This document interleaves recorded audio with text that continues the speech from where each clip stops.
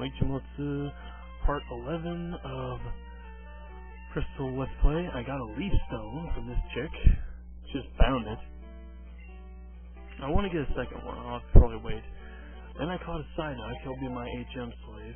At least for Flash, Surf, Whirlpool, and Waterfall. Here he is. He has sleeping brain cell. That's funny. It's just random. Why? I thought he just had a headache.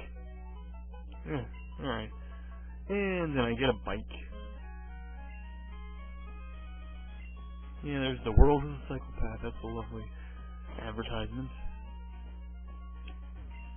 But I can't sell my bicycles. Why is that? Wrong location would be my guess. Yeah, sure. I just get a frickin' bike for free. Free loans, to be fair, but, you know, still. Just, yeah, take a bike.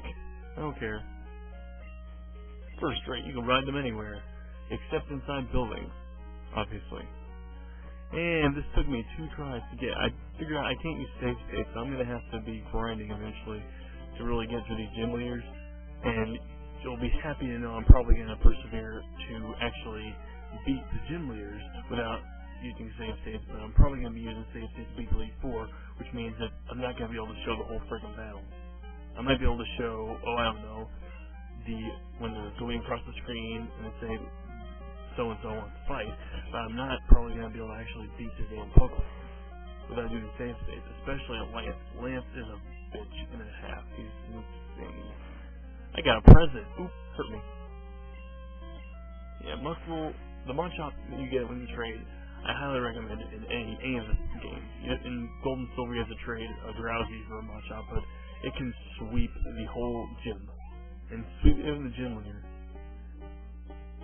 And heck, I only raised him to about 15 or so before I took him in here, and he, pretty much owned everything in sight.